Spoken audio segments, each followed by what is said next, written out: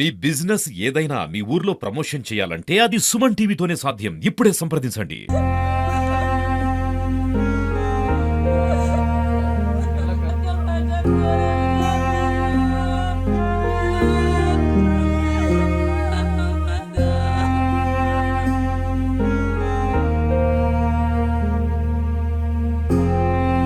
అమ్మ మధు ఎట్లా ఉంటుండే మీతోనే గ్రామంలో చాలా మంచిగా కూడా పేరుంది ఆయనకి. సడన్గా కొడుకు పుట్టిన సంతోషం కొద్దిసేపు కూడా లేకుండా తను చనిపోవడం అనేది చాలా బాధాకరం. అసలు అసలు ఎట్లా చేయాలనుకున్నాడు, అంటే ఆత్మహత్య చేసుకోవాలని ఎందుకు అనిపించింది మధుకేమన్నా? ఇంతకుముందు మీ అక్క చెల్లెలు అంటే ఇప్పుడు మన ఇళ్ళల్లో మనము అక్క చెల్లెలకు మనం అన్నీ చెప్పుకుంటాం, మన బాధలు ఏదున్నా. అక్క నాకు ఇది బాధ ఉంది అని చెప్పేసి ఫోన్ చేసి, అది ఎక్కడున్నా కూడా ఫోన్ చేసి మనం మాట్లాడుకుంటాం. మనం అట్లే మన తమ్ముడిని కాల్ చేసిండ మరి. ఎప్పుడైనా నాకు ఏదన్నా చెప్తుండే సార్, వాడు నేను బాగా క్లోజ్ సార్. వాడు ప్రతి విషయం నాకు చెప్తుండే సార్. మొన్న మా అమ్మమ్మ వాళ్ళ ఇంటికాడ గొడవ పెట్టుకున్నాం సార్. అప్పటి నుండి నా నెంబర్ ప్యాక్ చేసుకుని మా తమ్ముడు సార్ బాంది నా దుఃఖమాట ఏదైనా నాకు చెప్తుండే సార్. అమ్మకు ఫోన్ చేసి అమ్మ అక్క ఫోన్ కలిసలేదు అన్నాడంట సార్. ఫోన్లో బ్యాలెన్స్ అయిపోయింది సార్, నా దగ్గర డబ్బులు లేకుండా సార్. తమ్ముడు ఎప్పిస్తే అంటుకున్నా సార్. నా కొడుకు పుట్టిండు, అక్క చిన్న చెల్లెకి ఫోన్ చేసిండంట సార్. నా ఫోన్ కలవలేదంట సార్. వాడు నాకు ఏదిందో చెప్తుండే సార్. అప్పటిదాకా నీతో మాట్లాడలేడు, కొడుకు పుట్టిండనే సంతోషంతో నీకు కాల్ చేసిండు. చేసిండంట. 1 month అవుతుంది, ప్రతిదీ నాకు చెప్తుండే సార్. 1 month అవుతుంది. అమ్మమ్మల ఇంటికాడ పండుగ పోయిన కాడ గొడవ అయింది. అప్పటి నుంచి నా నెంబర్ బ్లాక్ చేసుకుని నాకు ఫోన్ చేయలేడు. కొడుకు పుట్టిండు అనే సంతోషంలో నాకు ఫోన్ చేస్తే నా నెంబర్ కలవలేదంట, బ్యాలెన్స్ అయిపోయింది, వారం అవుతుంది. అమ్మ ఫోన్ చేసి చెప్పిండంట, చెల్లెకి ఫోన్ చేసి చెప్పిండంట, అక్క ఫోన్ కలిస్తలేదమ్మా అని చెప్పి అన్నాడంట. దవకలకి పోతామని మేము వాడు పుట్టిన రెండో రోజు హాస్పిటల్కి నేను చెల్లె పోతామనుకొని మొన్న ఫోన్ చేసినాం అమ్మకి. ఫోన్ చేసేసరికి తమ్ముడికి ఇట్లా అయిందట అని అమ్మ నాకు ఏడుచుకుంటూ చెప్పింది సార్.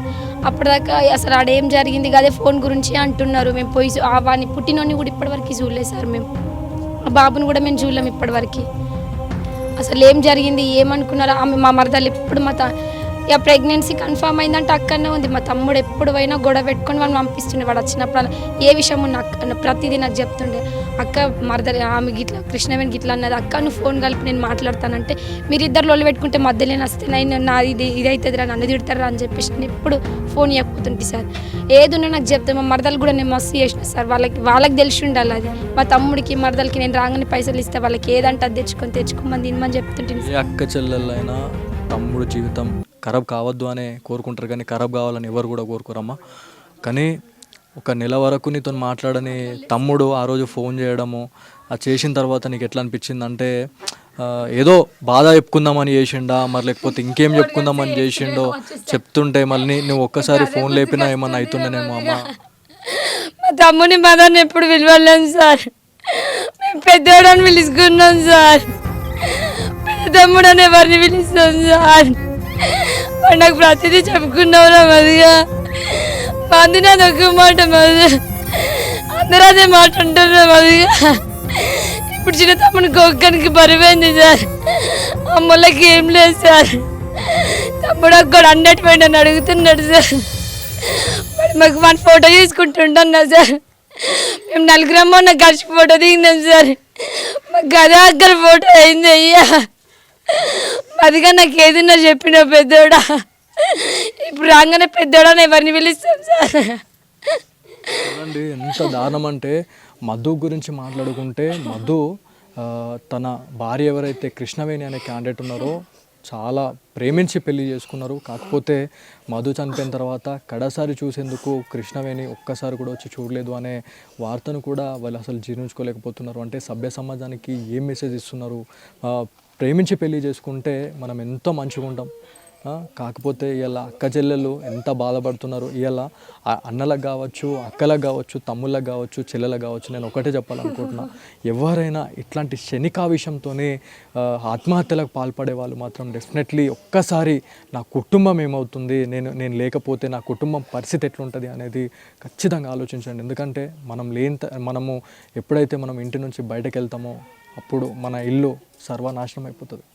ఇవాళ చాలా కుటుంబాలలో ఇలా ఇట్లాంటి సిచ్యువేషన్స్ అయితే ఉన్నాయి. ఇలా అక్క చెల్లెలు ఏడుస్తున్నారంటే ఒక్కసారి ఆలోచించండి, ఎంత బాధ ఉంటుంది. ఒక తమ్ముడికి కానీ అన్నకి కానీ చిన్న దెబ్బ తగిలితే అల్లాడిపోతారు అక్క చెల్లెలు. సో ఇంత బాధ అయితే ఉంది. ఒక్కసారి సూసైడ్ చేసుకోవాలని అనుకునే వాళ్ళు ఎవరికైనా ఆలోచన వచ్చినా కూడా ఈ వీడియో చూసిన తర్వాత ఒక్కసారి ఆలోచించండి, ఒక ఫ్యామిలీ ఎంత సఫర్ అవుతుంది అనే దానిపైన. ఇంకొక అక్క ఉంది, అక్కతో కూడా మాట్లాడడం. అక్క, నువ్వు చెప్పాక నీతో ఎట్లుంటుండే, మద ఎట్లుంటుండే? చాలా బాధపడుతున్న రియల్ మిమ్మల్ని చూస్తే, మాకే నోట్ల నుంచి మాట వస్తలేదు, కళ్ళకి నీళ్ళు ఆగుతలేవు. మీతో మాట్లాడిండా మరి మధు? సార్ మాట్లాడండి, పొద్దున ఫోన్ చేసి అక్క నాకు కొడుకు 1 month నుంచి నాతో మాట్లాడి అక్కతో మాట్లాడి అక్క నాకు కొడుకు ఉంటుండే, నా కొడుకు నా లెక్క ఉంటే ఎప్పుడు వస్తావా అక్క అని అన్నసరికి ఏం చెప్పలేదు. మంచిగా ఉంటుండే సార్, మమ్మల్ని మంచిగా చేస్తుండే, నాకు 2 బిడ్డలు, మా పాపలను మంచిగా చేస్తుండే. ఆమె మమ్మల్ని ఎప్పుడు అక్క కూడా విలువలేదు సార్. మేము వచ్చినప్పుడు అలా కూడా పెట్టుకుంటుండే, మేము రాకపోతుంటే. ఎంత దారుణం అసలు. ఇప్పుడు ఇవన్నీ చూసిన తర్వాత మనము స్పెషల్ స్టోరీస్, అదేవిధంగా కొన్ని ప్రత్యేక కార్యక్రమాలతో మనం కొన్ని దగ్గర వెళ్తున్నాము, చాలా స్టోరీస్ మనం చూస్తున్నాం. కానీ ఇక్కడ నాకు చాలామంది జీవితాల్లో రియల్ లైఫ్ స్టోరీలో జరిగే సిచ్యువేషన్స్ అనేటివి ఇక్కడ మళ్ళీ కనబడుతున్నాయి. అంటే అక్క చెల్లెళ్ళు పెళ్ళైన తర్వాత ఎవరైతే ఇప్పుడు అన్నదమ్ములు పెళ్ళి చేసుకున్న తర్వాత అక్క చెల్లెళ్ళది ఒకటి పోరు ఉంటుంది, చాలా ఇబ్బంది పెడతారు, వాళ్ళు వచ్చి వాళ్ళదే నడిపించుకుంటారు, అది ఇది అని చెప్పేసి మనం అనుకుంటూ ఉంటాం. సో ఇక్కడికి వచ్చిన తర్వాత ఆ పెళ్ళి చేసుకున్న తర్వాత, మధు పెళ్ళి చేసుకున్న తర్వాత అక్క చెల్లెలు అసలు వీళ్ళు ఇంటికి రావాలంటేనే భయపడుతుండే. ఒకవేళ మేము వస్తే వాళ్ళిద్దరు మళ్ళీ లొల్లిలు పెట్టుకుంటారు అని చెప్పేసి రాకపోవడం అనేది ఎంతవరకు కరెక్ట్ ఒక్కసారి చూడండి. అసలు ఎట్టుపోతుంది సమాజం అనేది అసలేం అర్థమవుతలేదు. సో అమ్మ లాస్ట్గా ఆ రోజు అంత్యక్రియల్లో వాళ్ళు ఎవరెవరు వచ్చారు వాళ్ళ ఫ్యామిలీ నుంచి? వాళ్ళమ్మ నాన్న అంతే, ఎవరు రాలేదు. సో వాళ్ళ తమ్ముడు ఉన్నాడు, వాళ్ళ తమ్ముడితో కూడా మాట్లాడడం. నాని, నువ్వు చెప్పు, ఆ రోజు ఇట్లా జరిగిన తర్వాత అన్నయ్య మన చెప్పిండా? ఇప్పుడు అన్నదమ్ములకి ఇప్పుడు ఎన్ని 1,00,000 గొడవలు ఉన్నా కూడా ఒక ఇబ్బంది వచ్చిందంటే, ఒక బాధ వచ్చిందంటే నా తమ్ముడికి చెప్తా అని చెప్పేసి అన్న అనుకుంటాడు. అన్నకి ఏదైనా బాధ వస్తే తమ్ముడి దగ్గరకు వచ్చి చేరదీస్తాడు. ఏమన్నా నీతో మాట్లాడండి, అన్న ఏమన్నా ఇట్లా బాధ ఉందిరా తమ్మ అని చెప్పి? ఆ రోజు అయితే నాతో ఏం మాట్లాడలేదు సార్. ఏంటంటే ఫస్ట్ చెప్పేది ఏంటంటే లవ్ మ్యారేజ్ చేసుకున్నాక 1 month కూడా ఇక్కడ లేరు, సిటీకి వెళ్ళిపోయారు. సిటీకి 8 months పోయారు. 8 months తర్వాత మళ్ళీ వచ్చినాక ప్రెగ్నెన్సీ కన్ఫర్మ్ అయినాక కదా మళ్ళీ అదే ప్రెగ్నెన్సీ కన్ఫర్మ్ అయిందంటే గొడవలు స్టార్ట్ అయినాయి. ఇక ఆమె మొత్తం దూరమే కొట్టింది. మొత్తం ప్రెగ్నెన్సీ కన్ఫర్మ్ అయిన నుంచి ఒక ప్రీ ప్లానింగ్ తోటి వచ్చారు సార్. వాళ్ళకు 3 కూతుర్లే, వాళ్ళకు మా వదిన వాళ్ళు 3 కూతుర్లే. ఇట్లా ఈ ప్రెగ్నెన్సీ అయినాక దూరం కొట్టడం మొదలుపెట్టింది, నంబర్ బ్లాక్ చేయడం, అట్లా ఇట్లా అన్ని కొన్ని కథలైనాయి. ఇక బ్లాక్ చేస్తే ఈయనకు మస్తు బాధ అయింది. లవ్ మ్యారేజ్ బాధ అవుతుంది కదా. ఇప్పుడు లవ్ మ్యారేజ్ చేసుకున్న తర్వాత మన కట్టుకున్న భార్యని మనం అర్థం చేసుకోకపోతే మనం ఎవరికి చెప్పుకుంటాం? అన్నదమ్ములకు చెప్పుకుంటామా, అక్క చెల్లెలకు చెప్పుకుంటామా? ఒకవేళ అక్క చెల్లెలకు చెప్పుకున్నా అయ్యో నా తమ్ముడు తలరాత గిట్లేందుకు అయిపోయింది అని చెప్పేసి వాళ్ళు కూడా బాధపడతారు. నీకు చెప్దామంటే ఆడు చిన్నోడు, వాడికి చెప్పి నేనెందుకు బాధపడాలని చెప్పేసి ఆయన కుమిలిపోయిండు. చూడుర్రి, లాస్ట్కి గుండెల్లో పెట్టుకుని ఆయన మొత్తం కుమిలిపోయిండు. ఆయన ఎవరికి చెప్పినా బాధపడతారు, నా వల్ల ఫ్యామిలీ అంతా డిస్టర్బ్ అవుతుంది అని చెప్పేసి అన్న తర్వాత ఇది అంత అయింది. కానీ మీకేమైనా బాధలు ఉంటే అక్క జిల్లలతో పంచుకోర్రి, అందరితో పంచుకోర్రి, అయితేనే మన గుండె భారం అనేది తగ్గుతుంది. సో నువ్వేం చేస్తున్నావు ఇప్పుడు మరి పని? నేను భువనగిరి బీబీ నగర్లో ఎంఎస్ఎన్ కంపెనీలో సూపర్వైజర్లా చేస్తా. ఓకే. సో ఇప్పుడు అన్న లేడు, అన్న మనం ఎంత ఏడిచినా, మనం ఎంత గింజుకున్నా కూడా అన్న పోయినోడు మన దగ్గర రాడు. అమ్మని, నాన్నని, అక్క చెల్లెల్ని కంటికి రెప్పలో చూసుకోవాల్సిన బాధ్యత నీ మీదే ఉంది. సో ఎట్లా చూసుకోవాలనుకుంటున్నావు? అన్న చేసిన తప్పు ఎవరు చేయొద్దు. మనతోటి అన్నదమ్ములకు నువ్వేం చెప్పాలనుకుంటున్నావు? ఇటువంటి ఇన్సిడెంట్లు ఇంకా కూడా కావద్దు అని కోరుకుంటా. ఏంటంటే లవ్ మ్యారేజ్ చేసుకొని అంత దూరం పెడితే ఎవరికైనా బాధ ఉంటుంది. అరేంజ్ మ్యారేజ్లు చేసుకున్న వాళ్ళే ఇప్పుడు ఎంత మంచిగా ఉంటారు సార్. ఇంత లవ్ మ్యారేజ్ చేసి మా అమ్మ ఒక చిన్న మాట అన్న, ఒకవేళ మా వదినేను అప్పట్లో అమ్మ అనకే అని మస్తు మా అమ్మతోటి కూడా లొల్లి పెట్టుకున్న రోజులు ఉన్నాయి మా అన్న. కానీ లాస్ట్కి వస్తే ఇట్లా చేసేసింది. మొబైల్ గురించి ఇదంతా గొడవ. హాస్పిటల్లో మొబైల్ ఇస్తే ఇంతగానం కాకనే పోతుండే, మొబైల్ ఇచ్చి నా ఏంది మళ్ళీ నా మీద డౌట్ ఏంది తీసుకో అని మొబైల్ ఇస్తే ఇదంతా కాకనే పోతుండే. అన్నాడంట కూడా నేను లాస్ట్ నాది ఇదే సార్, ఇదే చూసు నిన్ను ఒక్కసారి నా మొహం చూడే అంటే కూడా కనీసం తిరిగి కూడా మొహం చూడలేదు. అన్నాడు అంత పెద్ద మాట ఎందుకు అన్నాడు? ఇది లాస్ట్ టైం, నేను నిన్ను ఇంకా డిస్టర్బ్ చేయను అని చెప్పేసి ఎందుకు అన్నాడు అసలు? ఆ ఫోన్ గురించి అప్పటికే మస్తు సేపు మాట్లాడుతూ గొడవ అవుతుందట, చిన్న ఇక అన్నదంట వాళ్ళ కొడుకుని లడ్డు నా లడ్డు అది ఇది అంటే, నీ లడ్డు అయితే నువ్వు ఎత్తుకపో, నేను మా అవ్వయ్యతో ఉంటా, నీ లడ్డు అయితే నువ్వు ఎత్తుకపో, అట్లా ఇట్లా కొన్ని మాట్లాడినదంట. ఇక అట్లా చిన్నగా ఏమనుకుందో.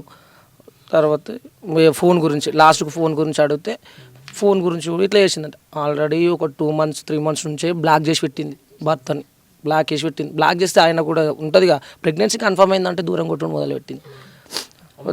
మీరు మాట్లాడండి, మీరు ఏమవుతారు మధుకి? మేనమామ కొడుకు అవుతాడా? అంటే ఇట్లా మీతోనే ఏమన్నా చెప్పుకున్నాడా ఇట్లా బాధలున్నాయి అని చెప్పేసి ఇట్లా ఏమన్నా? అంటే మేము మా అత్తగారి ఇంటికాడ ఉంటాం కదా సార్, మాకు తెలియదు. అయితే 1 month కింద వాళ్ళ అమ్మమ్మ వాళ్ళ ఇంటికాడ పండగ అయింది సార్. పండగ అయితే అక్కడికి మేము కూడా వెళ్ళినాం. ఈ మా మరదన్లు వాడు మా అత్తమ్మ మామ అందరం వెళ్ళాం సార్. అక్కడ అందరం సంతోషంగా హ్యాపీగా ఉన్నాము. 2 రోజులు ఉన్నాము. అక్కడ నుంచి వచ్చినాం సార్. అక్కడ నుంచి వచ్చినాక అయితే అక్కడ ఇక మా వదినే వాళ్ళ తమ్ముడు వాడు ముగ్గురు గొడవపడి ఒకరికొకరు నువ్వు ఇట్లా నేను అట్లా అని చెప్పి అయితే ముగ్గురు అనుకున్నాం సార్. ఇక అట్లా అనుకోవద్దురా, పొరుగురికి వచ్చినాము ఎక్కిరిస్తారు అట్లా ఇట్లా అని చెప్పి ఎక్కడ అక్కడ సంబలించినాము. సైలెన్స్ ఉన్నాం. 2 రోజులు ఉన్నాం. ఎవరంతా వాళ్ళం ఇంటికి వచ్చినాం సార్. ఇంటికి వచ్చినాక ఇక వాడు ఇక్కడ బిక్నోళ్ళు ఉన్నాడా, వాళ్ళ అత్తగారి ఇంటికి పోయిండా, ఎక్కడికి పోయిండా ఇంకా మాకు తెలియదు సార్. మాకు మొన్న పొద్దున ఇట్లా మదిగడికి ఇట్లా వేసుకుంటాట అని కొడుకు పుట్టిన దావకంలోకి పోతే దావకంలో పెళ్ళం లొల్లి పెట్టుకుందట. అది ఎత్తుకుందట. ఎత్తుకొని నా లడ్డోళ్ళు ఉన్నవరా అని అన్నారట. అంటే నీ లడ్డు నీకు పుట్టలేడు, నీ లడ్డు కాదు, నా కొడుకుని నాకు ఇచ్చి అని గుంజుకుంటే వాడు వచ్చి ఇంటికాడ చీకటి అయిందట. వచ్చేసరికి ఇక వచ్చినాక ఇంటికి వచ్చి రూమ్లో ఊరేసుకుంటాట. పొద్దుగా లేచి చూసేవరకు మా పెద్దమ్మ ఇక్కడనే ఉంటుంది సార్. మా పెద్దమ్మ వచ్చి చూసేసరికల్లా ఊగులాడుతుండట. అయ్యో మదగాడు ఉరిపెట్టుకుండు అని చెప్పి ఆమె బయటకు వచ్చి గుద్దుకునేసరికల్లా అందరు వచ్చారట సార్. కానీ మా మేనమామ కొడుకే సార్. ఇప్పుడు మేము మా అన్నకే వేసుకున్నాం. మేము ఇన్ని రోజులు ఎవ్వరం ఒక మాట అనుకోలేము సార్. మా గతి లేని సంసారాలు అయినా కానీ మేము అందరం మంచిగా ఉన్నాం సార్. ఎవ్వరం ఏమనుకోలే. ఇలా ఇంతమందికి వెళ్ళి వాడు ఒక్కడు మా మధ్య నుంచి వెళ్ళిపోయిందంటే సార్ మేము తట్టుకోలేకపోతున్నాం. ఏం చెప్పాలనుకుంటున్నాం అంటే మీకు ఏమైనా న్యాయం కావాలనుకుంటున్నారా? ఇదంతా ఏం జరిగింది అనే దానిపైన ఏమైనా ఒక ఎంక్వైరీ ఏమైనా కావాలని మీరు ఏమైనా అనుకుంటున్నారా? పోలీస్ అధికారులకు మీరు ఏం చెప్పాలనుకుంటున్నారు మీరు? సార్ మా మామకి ఎక్కువ ఏం తెలియదు. ఆయనకు మొత్తం శాత కాకుండా అయిపోయింది. బిడ్డలు ఎవరి ఇళ్ళల్లో వాళ్ళే ఉంటారు. ఇప్పుడు వాడు ఒక్కడే ఉన్నాడు సార్. మా మామకు కానీ వానికి కానీ ఏదైనా న్యాయం జరగాలి. ఏదైనా గవర్నమెంట్ నుంచి ఏదైనా అందేటట్టు చూడరు సార్. వాళ్ళకి ఎక్కడ బయట కానీ ఇక్కడ ప్లాట్లు జాగా భూమి గొర్రెలు మేకలు ఎవ్వి లేరు సార్. రెక్కల గల కష్టం చేసుకొని కడుక్కో తినడు సార్. అంతకు మించి మాకేం లేదు సార్. వాళ్ళకి ఏదైనా ఒక ఆధారం మాత్రం ఖచ్చితంగా చేయరు సార్. వాళ్ళు ప్రేమించుకొని పెళ్లి చేసుకున్నారు సార్. ప్రేమించుకొని చేసుకున్న మొగని చచ్చిపోయిందంటే నువ్వు అక్కడనే ఉండి పక్క పొట్టి ఉండి కూడా నువ్వు మొహం చూసేదానికి కూడా రాలే అని చెప్పి అంటే సార్ ఆమె ధైర్యం ఎట్లా అనుకోరు సార్. అయితే వీటితో నాకు అవసరం లేదని చెప్పి ఆమె అంత కఠినమే కదా సార్. ఆయన చూడడానికి కూడా రాలేదు. కనీసం ఇంకా పిల్లగాడిని తోలుకొచ్చి కూడా ఇట్లా చెప్పేలా సార్. ఇప్పుడు మాకు పిల్లగాడు పుట్టిండని మేము సంతోషపడాలా, మా ఎత్తి పిల్లగాడు పోయిండని మేము బాధపడాలా? అరే ఒక్క ఇల్లే కూలిపోయింది సార్. వాళ్ళకి ఇప్పుడు ఎక్కడే ఆదరవు లేదు. మా మామకి ఏదైనా ఆదరవు చూపించాడు సార్. సో ఇది ఎవరితో మాట్లాడినా కూడా వాళ్ళు ఒకటే మాట మాట్లాడుతున్నారు. మధు గురించి మాట్లాడితే చాలా మంచిగా పని చేసుకుంటుండే, బుద్ధిమంతుల్లాగా ఆయన పేరు తెచ్చుకున్నాడు. ఇలా భార్యాభర్తల గొడవలతోనే ఇలా మధు చనిపోవడం అనేది అసలు మేము జీర్ణించుకోలేకపోతున్నాము. ఇంత పెద్ద బాధని గుండెల్లో పెట్టుకొని మోసిండు, ఆయన ఒక్కనే మోసిండు, ఎవరికి కూడా చెప్పలేడు అనేది మనకు క్లియర్గా తెలుస్తూ ఉంది. ఎవరైతే ఇట్లాంటి ఇన్సిడెంట్లో పాల్పడే వాళ్ళు కావచ్చు, ఆత్మహత్యలు చేసుకోవాలని చెప్పేసి ఆలోచన వస్తే డెఫినెట్లీ మీ తల్లిదండ్రులతో మాట్లాడండి. అదొక సొల్యూషన్ అనేది దొరుకుతుంది. వాళ్ళు ఒక ధీమానే ఇస్తారు, ఒక మేము ఉన్నామని ఒక ధైర్యం ఇస్తారు. సో ఇట్లాంటి ఇన్సిడెంట్స్ అయితే మళ్ళీ తరచుగా కాకుండా ఉండేందుకు మనం అందరం కూడా ఖచ్చితంగా మనం చేద్దాము. ఏదో ఒక విషయంలో ఏదైతే మనకి ఇట్లాంటి ఇన్సిడెంట్లు జరగకుండా ఉండేందుకు ఖచ్చితంగా అక్క చెల్లెలతోనే మీ బాధలు పంచుకోరి. సో ఫైనల్గా బిక్నూర్ మండలంలో ఏదైతే బిక్నూర్ మండల కేంద్రంలో ఇట్లాంటి ఇన్సిడెంట్ జరగడం పట్ల చాలామంది గ్రామస్తులు కూడా ఇవాళ ఆవేదన వ్యక్తం చేస్తున్న సిచ్యువేషన్ అయితే ఉంది. సో ఇది ఇవాళ Suman TV special story camera person కార్తిక్తో బాలు సుమన్ టీవీ బెంగళూరు నుంచి.